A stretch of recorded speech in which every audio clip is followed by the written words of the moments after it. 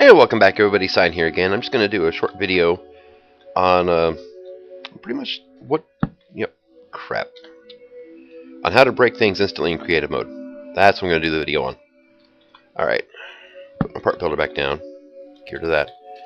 So, I've been playing Marooned for a while, and I wasn't sure how many people would actually know this or anything like that, but quick rundown. You know how you get your starting tools, and if you're lucky from reward bags, you can get flint tools, like a flint shovel and a flint hatchet is another one I've gotten. But you also have your basic, flint swords. So I'm going to grab one of those guys. A flint broadsword, right? And now we'll pop this guy into our tool forge here. Alright, 72 durability, attack 3 hearts, modifiers remaining 1, okay? Pretty much everything starts with a modifier. Awesome. Does help quite a bit. But there are different things we can do to our broadsword.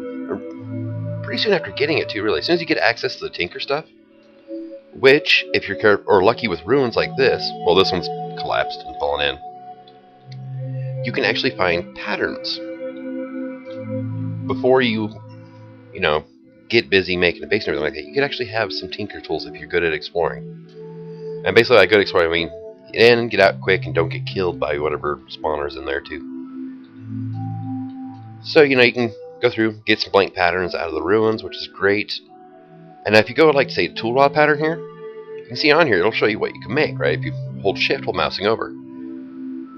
Now, stone, that's only for making casts with. That's a bit of a given there. But materials you have when you start, pretty much. Wood, cactus, it's everywhere. Bone, pretty easy to get, really, just kill skeleton. Obsidian, ish. If you know the trick of getting it through Ex Nihilo, it's a lot easier. You don't need to have a good pick to dig your obsidian up. But it's still going to take a little bit. Netherrack, you still need a cobblestone and lava to get that. You get a stone barrel full of lava, add a chunk of redstone, you get netherrack. Alright, easy enough to do it in the overworld. It takes redstone though. I'm not too happy about that part. But slime, paper, and blue slime. Right? Those three are some of the best tool rods. Now I've got a bunch on me here. And this is what we have on our sword, right? Hold control for materials. Flint sword blade, flint wide guard, flint tool rod. Okay, easy enough. Which is this guy here. It says handle modifier 0.5 times. 0.5x, right? What that is, that affects the max durability. See, if we go to wood now. Now wood has a... Oh, bumped my mouse, sorry. It has a 1x times, so... And iguana tweaks is in here. That's why your swords level up and everything. It means you can swap out parts. So if I was to swap our flint tool rod here and the broadsword, has 72 durability. Put a wood one in, 145 durability. Alright, all of a sudden you just got twice as many hits for basically replacing your handle with a stick. Because sticks will work. So yeah, twice as many attacks with it. Awesome. Bone has a 0.108x, so it's slightly better. So it goes from 145 to 156. It gives you an extra 11 hits. Not shabby, really. For awesome durability, though, blue and green slime rods, right? The blue takes you up to 217. The green, 290. Now you can do paper too, but it's got a horrible, it's 0.3 handle modifier. That'll drop you down to 43 durability, but paper gives you extra modifiers. So let's say paper for the the wide guard, because all it does is it adds whatever ability is on the item. So unless the item or the material you're using has a special ability it adds, don't bother replacing what you have. It's not going to make a difference in the guard. So the things you're going to want is like paper, or there's a few others. Anything stone-bound will work out pretty good. Cactus has jagged, which kind of sounds nice. But the thing is, with jagged, the more damage the tool has, the weaker it gets. So the more you use your sword, it's going to be hitting less. Stonebound does the opposite now. Stonebound, which you can get from netherrack and ardite and a couple others, the less durability you have, the stronger your tool gets. Which translates into mining speed for picks, or damage for swords, or, what have you. But, say, the guard on this fulfills the same as the binding on your pickaxe, right? So, just because we can, go ahead and put this, green slime rod. We now have 242 durability on a pickaxe. Granted, it's only mining level stone. And we can get that up to copper level if we... You can see where it says slimy, the mining level stone, mining XP. Whenever you get 185 mining XP, it'll do the whole emits flash of light. Now you can mine the next level up. It only works once per tool, though. So you can't take a flint pickaxe and level it all the way up to mine cobalt. Not going to happen. But then you can mine copper, you can dig up copper, you can get yourself a copper pick, and you can progress through the tiers that way. And let's see. But you see our binding is flint. Right, flint binding doesn't do anything. Flint bindings have no... flint tools have no real special modifier. Paper, on the other hand, has writable. You can see the only stat that changes when I click this on here. Modifiers remain 2. So now we can put like extra modifiers on our pick. Now there's... let's see. A couple of things that are really fun to play around with, actually, is the best way to put it. Now let's go back here to... I want a tool station. This makes it so much... Not tool station, crafting station. There we go. There's that. Now, if you want to get... Say you get access to ore blocks, right? Either you find a glitch like I've done in the past, or you actually find a legit way to get through the bedrock, which there are a few included. Then you're going to want...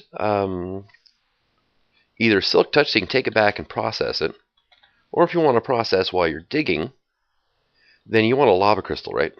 Lava crystals. You can't check recipes while you're in there. Okay. How about here? There we go.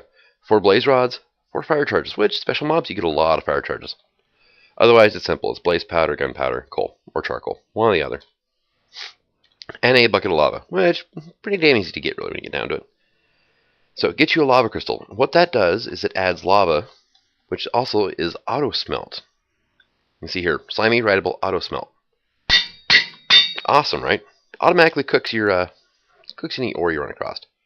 Actually, let's see. I should probably go back to survival. A little slow. Oh, it doesn't work on sand, huh? That is weird.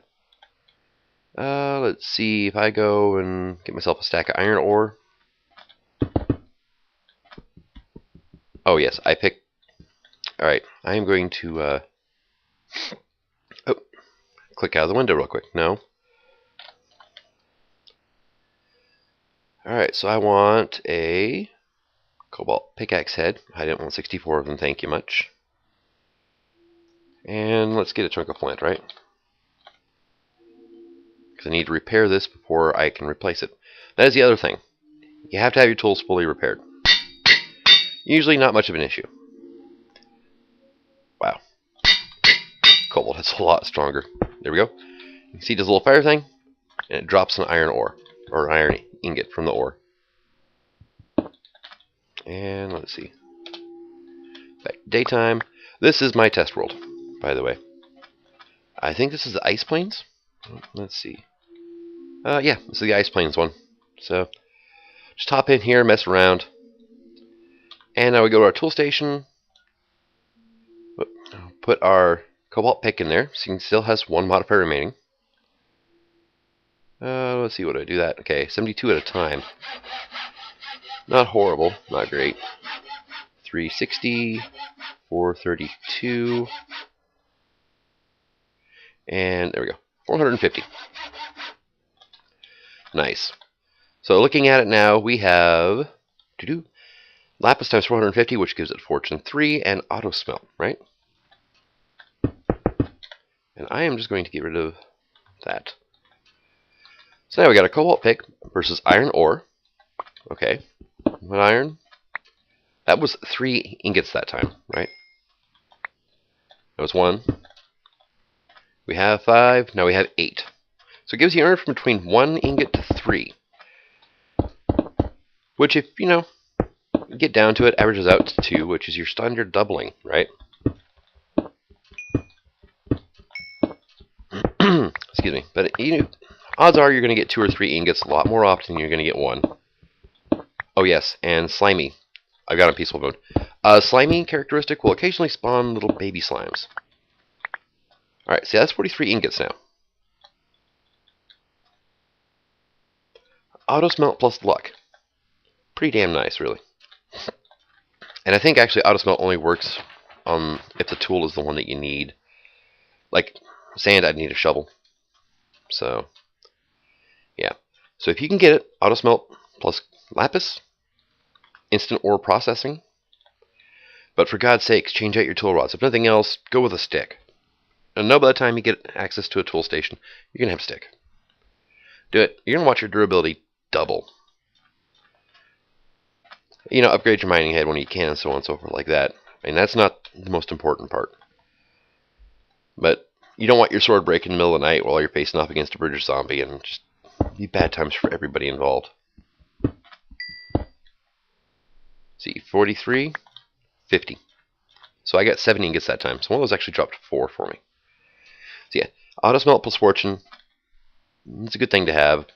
Far better ore doubling technique than smeltery. Maybe on par with the pulverizer. I mean, it's definitely faster than the pulverizer, but the pulverizer gives you extra. You know, it's... You know, if I was running this through the pulverizer, I could get some ferrous ore. Same if I ran through a sag mill. I could get some ferrous dust and make invar and everything like that. You can't really do that with this. But, you know, it is what it is. Let's see. I can't really think of anything else that I should throw into here right now. Maybe some of the ranged weapons, actually. They do act a little funny compared to other Tinker's weapons and stuff. But yeah, if you can get some manual throwing knives, I mean, these things got ammo at 240. And actually, I think, is 240 their max? Yeah, 240 is their max. They don't always fill up to max whenever you have them. One thing for sure you want to do is, wow, 6 damage. Put auto repair on any ranged weapons, and do not use the last one. If you do, they will not renew themselves. But at the same time, you cannot repair the throwing weapons in your little crafting grid. You have to do it here. Tool station, tool forge. I don't know why it's acting a little weird. I don't think they quite added in everything they wanted to, but that would be my cell phone. Alright, cool. Javelins are fun too. Let's see. If you can't make up your mind if you want a melee or ranged weapon, go with a javelin. They don't have a whole lot of...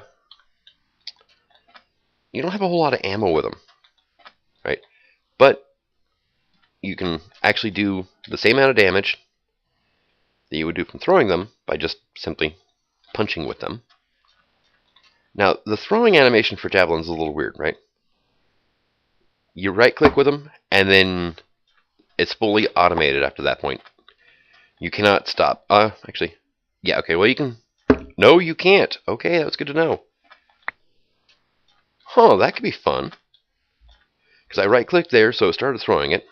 Switch over to my pickaxe. Go back to it, and it completes the throwing animation and launches it. So you can actually just kind of have one saved up. Cool. Today I learned. And then there's also shurikens, right? Let's see. Shurikens. Now, shiny is the best in this mod pack to make. Right? Shiny, platinum, whatever you want to call it. If you're doing tools, just go for broke. Go with shiny. It's a little difficult to get sometimes. But, I mean, it's... Let's see. Well, pink slime actually gives you the most. Plastic gives you a ton too, but plastic has like 0 damage. So, let's see. Yeah, shiny was what, 263? Like lead, 63. Cobalt's 160. It's, yeah, far better. Now you can pick these guys back up again. Now shurikens are relatively low damage. Relatively. Okay. This is still plus 8 attack damage from shiny shurikens. However, you can spam them like crazy. That just looks kind of funny. You don't get them back if you hit an enemy with them, which is why you want auto repair on it. And at 260, you can actually, oh, missed one. Here. Spam out a whole bunch. Actually, let's see. And let's, I have to go back to creative mode to get the spawn eggs, don't I? Let's get some witches, shall we? Now, just because I'm not stupid, I'm going to put them down over here and come back to here. Now I'm going to go to survival, because otherwise I'd pretty much be dead the second I place them down.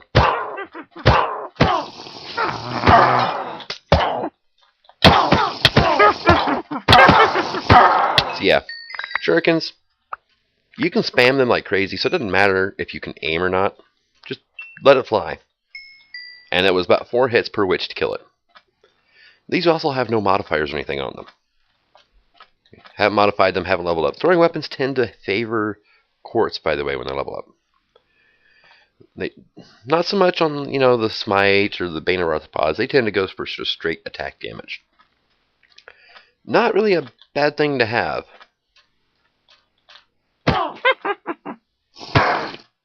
Now, the javelin took care of the witches in 2 hits.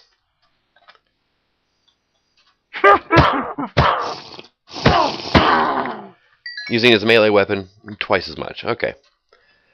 But you can use it as an emergency melee weapon, and it works wonderfully.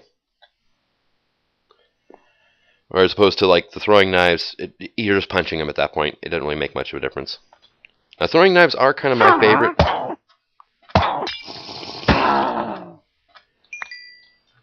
They charge up a throw relatively quickly. There's a halfway ground between the shurikens and javelins, and go. That doesn't do anything for slowness. Okay. Well, I'm going to go ahead and wrap up here. Some different tinker things you can do in Marooned. And I just kind of wanted to do that and, like, oh, for God's sakes, upgrade your tool rods. It makes it so much easier. But, until next time, Cyan signing out. Have fun.